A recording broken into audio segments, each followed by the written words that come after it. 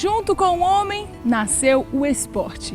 A história das civilizações humanas está marcada pela presença da atividade física, com fins diversos: a recreação, o combate, a educação ou para a saúde. Nesses milhares de anos, os esportes ganharam nomes, protagonistas, além de um lugar nas sociedades, ao ponto de se tornarem profissões, em alguns casos, muito bem remuneradas. É sobre a história do esporte que vamos tratar nesta aula do curso Olimpíada e Cidadania. Você vai entender que essa trajetória inicia antes mesmo da invenção da escrita e que no mundo contemporâneo o esporte se tornou algo muito sério. Venha com a gente, está dada a largada da nossa videoaula.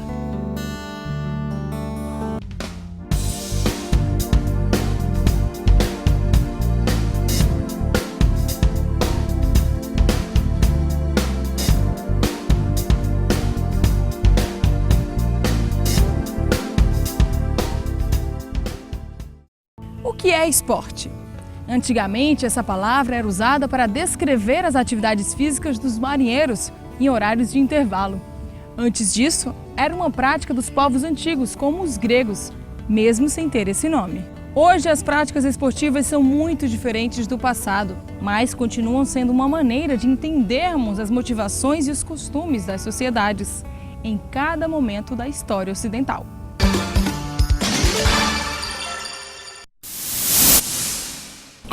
Século XIV. Desportar-se ou sair do porto eram expressões usadas por marinheiros para justificar seus passatempos que envolviam atividades físicas.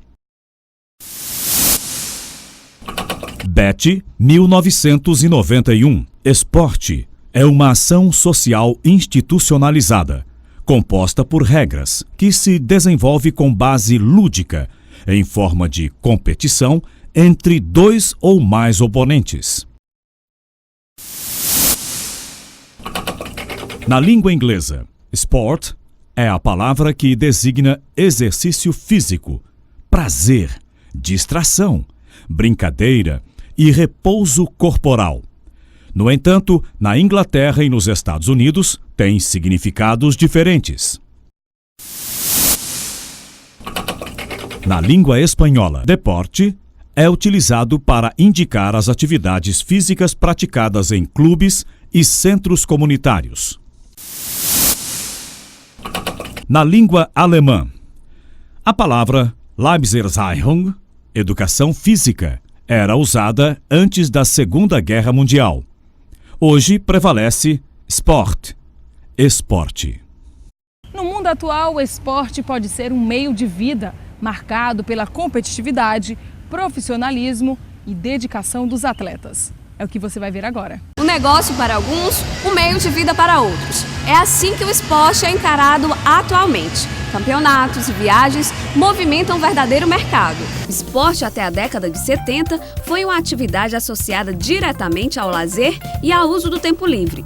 Mas isso mudou nos últimos 30 anos, com a profissionalização de várias categorias olímpicas, para atletas com habilidades físicas específicas que antes eram amadoras.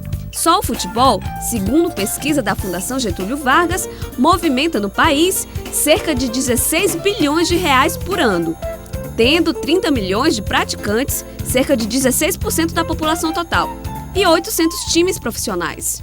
Vou conversar com o medalhista do Parapan de 2009 de tênis de mesa, Davi Brasilino. Davi, como é viver do que faz?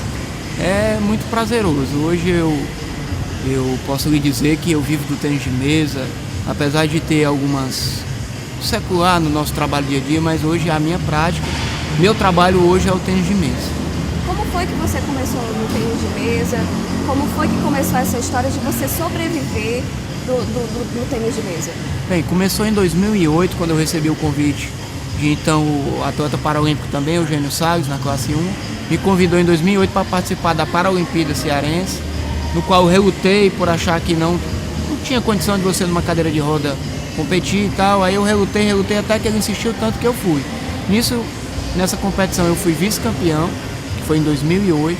Daí então eu descobri um talento adormecido e graças a Deus não parei. Hoje sou atleta renomado de alto rendimento do nosso estado, faço parte da seleção. Agora em janeiro de 2011 recebi a convocação da Seleção Paralímpica Brasileira. Então hoje a gente recebe um incentivo por eu estar entre os 3 primeiros do Brasil e ter sido medalhista para a Pan-Americana em 2009. Nós recebemos uma bolsa do Ministério do Esporte internacional para que a gente venha custear com materiais, viagem, hospedagem e alimentação do nosso esporte. Davi treina 3 vezes por semana com uma carga horária pesada, pois é preciso manter a competitividade e garantir a presença no ranking dos melhores na sua categoria. Como um trabalho qualquer, hoje como meu trabalho hoje é o tênis de mesa, o trabalho e esporte que eu pratico, né? Então hoje a gente tem um acompanhamento. Reconhecido nacionalmente, Davi Brasilino já almeja novas medalhas e nem pensa em parar, pois sua trajetória está só começando e acredita que os incentivos para os atletas podem crescer ainda mais no estado e no país. E hoje, se não fosse esse incentivo do governo federal em nos proporcionar uma bolsa entre os 3 primeiros, seria muito difícil a gente praticar o esporte, porque infelizmente o estado do Ceará, nesse caso, ainda está muito atrasado. São Paulo, eles têm uma bolsa, que é a bolsa estadual do estado para os 3 primeiros também. A bolsa estadual é muito maior, é superior à internacional do Ministério, chegando a R$ 2.500. E o estado do Ceará tem uma bolsa de 130, 160, onde 260 a nível cearense e a outra nacional e internacional de R$ 400 e R$ 600. Então, juntando todas, não dá metade da de São Paulo. Então, o nosso estado do Ceará continua muito atrasado no incentivo ao atleta. E tem muita gente querendo entrar para o mercado profissional do esporte. É o caso da triatleta e campeã brasileira na categoria júnior, Sâmia Daisy, que começou cedo.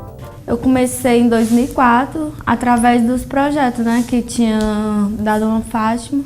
Aí eu passei 2 anos no projeto e surgiu o projeto do alto rendimento. Aí que eu comecei a treinar mais sério. Mesmo com todas as dificuldades, ainda assim ela sonha em viver do esporte e dedica boa parte do tempo aos treinos. Eu treino 4 horas por dia, né? E assim, é muito pesado mesmo, se eu não vou dizer que não é porque é. A gente se esforça bastante e às vezes a gente tenta arranjar um patrocínio, consegue. Aí isso que é meio assim, mas a gente consegue superar todas as dificuldades. Chega numa competição, ganha, é muito bom. Evilásio Oliveira, que também é triatleta, acredita que o esporte pode ser o seu futuro. Eu entrei e não sabia se era triatlo, não sabia qual esporte, eu pensei que era só um momento de lazer. E acabei identificando e gostando do triatlo aos poucos. E o triatlo também é tudo para mim, porque eu acho muito bom praticar o triatlo. Visto de uma forma mais atual, o esporte pode ter fins recreativos, educacionais ou de desempenho, como é o caso dos atletas que você acabou de conhecer. É nesse mundo de competidores em busca da perfeição que o esporte se tornou um negócio bilionário. Só o futebol, o esporte mais popular do mundo, movimentou em 2008 1 bilhão e 700 milhões de reais, segundo estimativas. Não é difícil entender que o esporte é um lugar que se faz carreira. E qual é o perfil do empreendedor dessa área? Saiba o que é preciso para conseguir um lugar nesse mercado.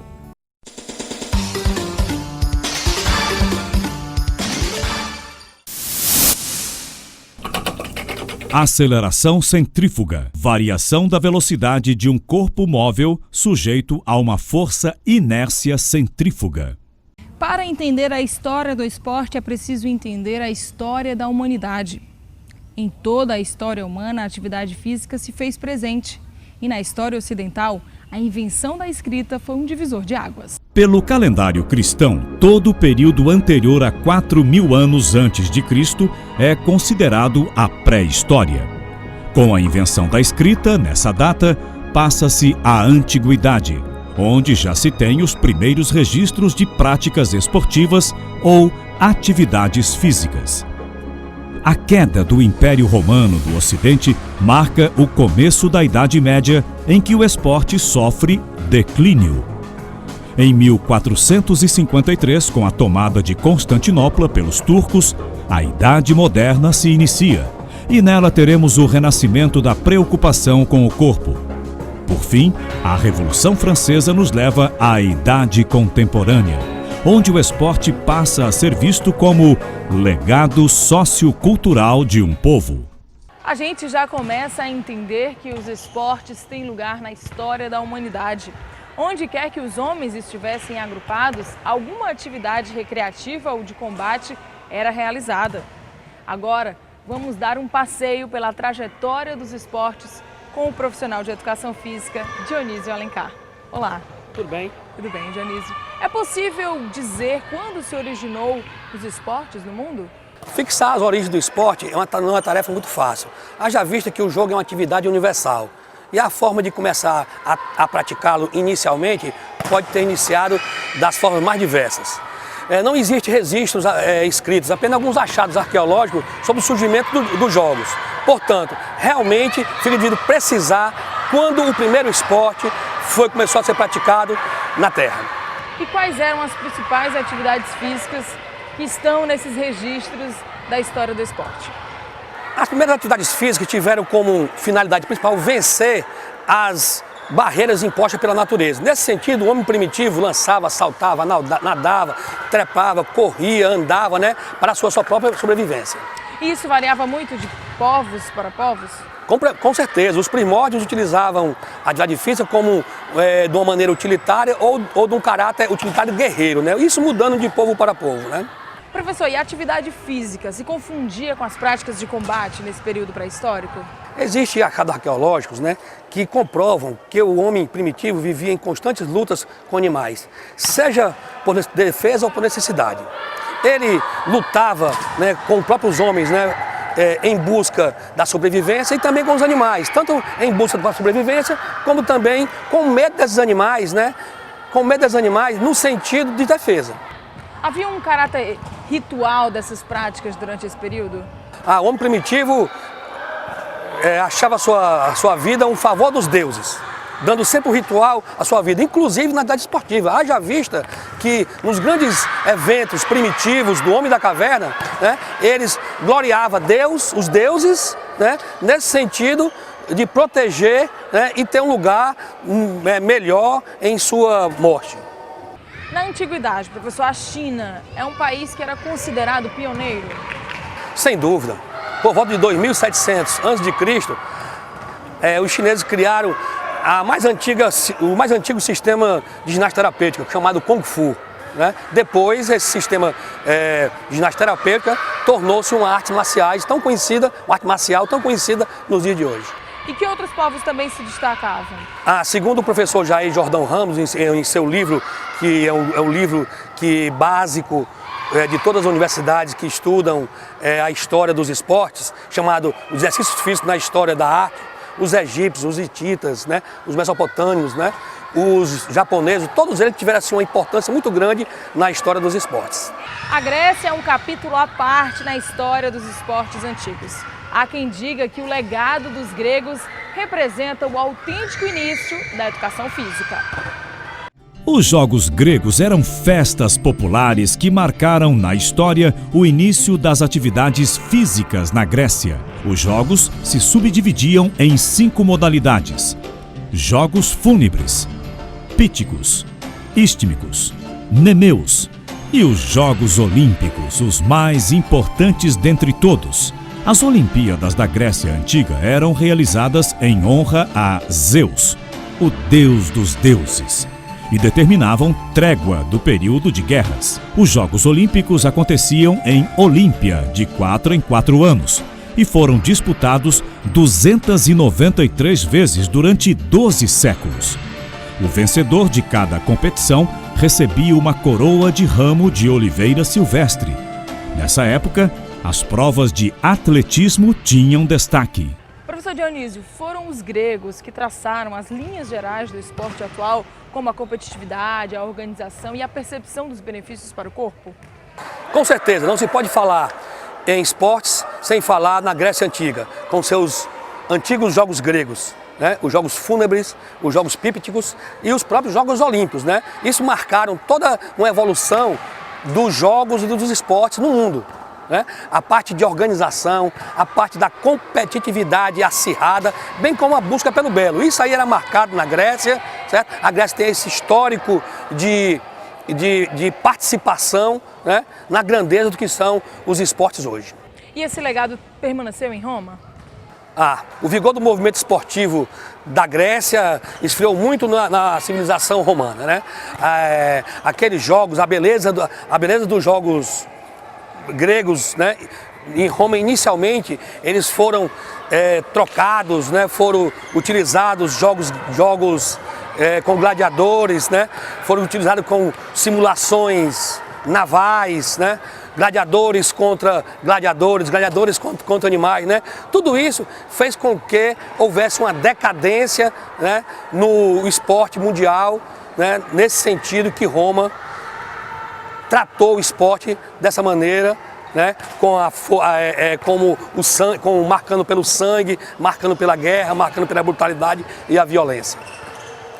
Professor, o que era a política do pão e do circo implementada pelos imperadores romanos? Com a decadência do Império Romano, os imperadores, tentando ludibriar, enganar a plebe, né, distribuíam trigo e pão para toda a população, no sentido, né, de angariar a simpatia. Além disso aí, né, que era o pão, e o circo era justamente as lutas de gladiadores. Gladiadores contra gladiadores, gladiadores contra animais, né? E nesse sentido, né, foram feitas tantas festas nesse período, que o calendário romano contou com 175 feriados, um absurdo, né?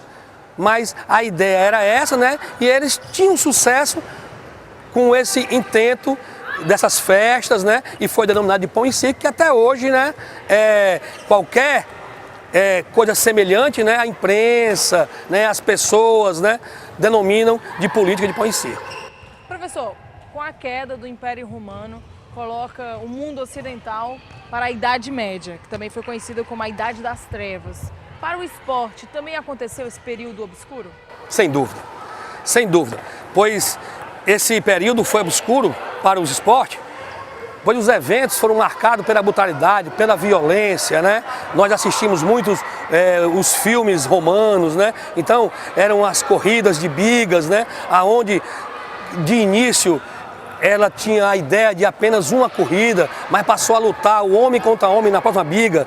Foram os gladiadores, como eu bem falei na pergunta passada, eram as lutas de gladiadores com animais. Então o sangue, a brutalidade e a violência foi marcada nesse período. A figura dos cavaleiros é importante para entender o que era a atividade física nesse período? A cavalaria era uma instituição destinada à população aristocrática, visando sempre o cumprimento aos senhores da terra. Então, era uma instituição que tinha uma proteção, né, dos senhores da terra, e ao mesmo tempo eles protegiam com a sua força aos senhores da terra. Na maior parte, esses cavalheiros eram analfabetos ou semi-analfabetos, né? Tinha como treinamento o arco e flecha, tinha como treinamento a lança, né, a caça, a esgrima, e tinha apenas como atividade intelectual o xadrez. Então essa cavalaria ela era doutrinada, né, doutrinada realmente a proteger os mais ricos, né, os homens da terra, aqueles que tinham poder. Professor, alguns ancestrais dos esportes populares, como a gente conhece hoje, no caso o futebol, nasceram nessa época? Sim, somente na Inglaterra, né, com o advento da criação dos jogos coletivos, né. Thomas Arnold teve assim, uma participação fundamental na criação desses jogos coletivos, né. Na Inglaterra, por exemplo, né, foi criado o Soule, né, que é o que deu origem ao futebol de hoje. Na Itália, o Calcio, né, que foi o antecessor do futebol também de hoje, né. Então, nesse período, né, e precisamente na Inglaterra, né, com a Itália também, com esse advento do Calcio, eles foram realmente os precursores dos esportes modernos. Ok, daqui a pouco a gente continua conversando com o professor Dionísio sobre a história do esporte. Agora você vai conhecer mais uma ação de responsabilidade social nas áreas de esporte e da educação física. Em todas as videoaulas você vai conhecer uma iniciativa desse tipo. O basquete é esporte, mas também é projeto social.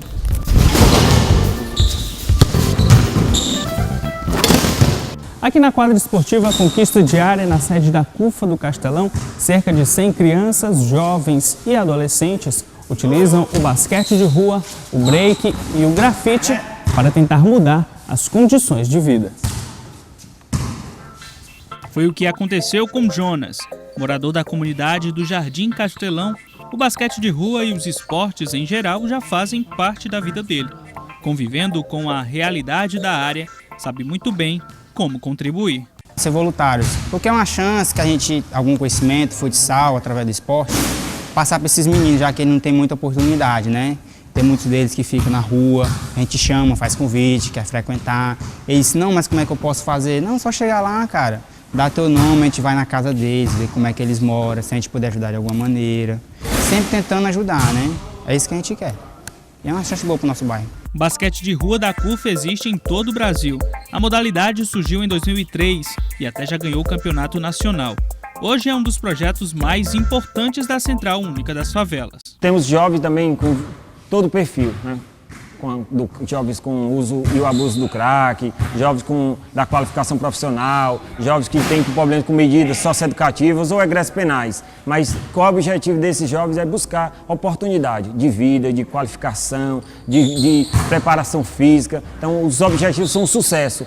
O retorno à família, as mães e os pais vêm conversar com a gente, então há sucesso rápido, imediato, porque o esporte favorece essa organização e o coletivo.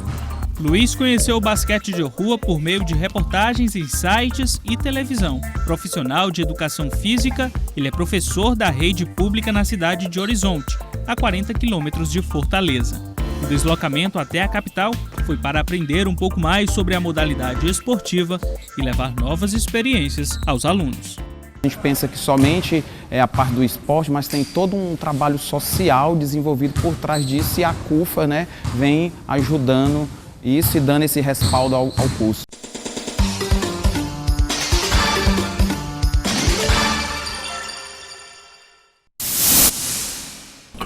Aceleração centrípeta, componente do vetor aceleração, cujo suporte é o vetor raio e que está dirigido para o centro da curvatura da trajetória. Voltamos para continuar virando as páginas do livro da história do esporte. Na Idade Média, como a gente viu agora há pouco, foi um tempo obscuro para os esportes. Mas muita coisa mudou na chamada Renascença. Mas e no esporte? O que se modifica nesse período? Cultura, política, economia, religião. As principais áreas da atuação humana abriram suas janelas para o período das luzes. A modernidade que sucedeu à Idade Média representou a ascensão do racionalismo, de uma mentalidade científica e de uma busca de compreensão do mundo que não fosse dogmática. Com isso, o corpo humano passou a ser foco de interesse de estudiosos. A educação física.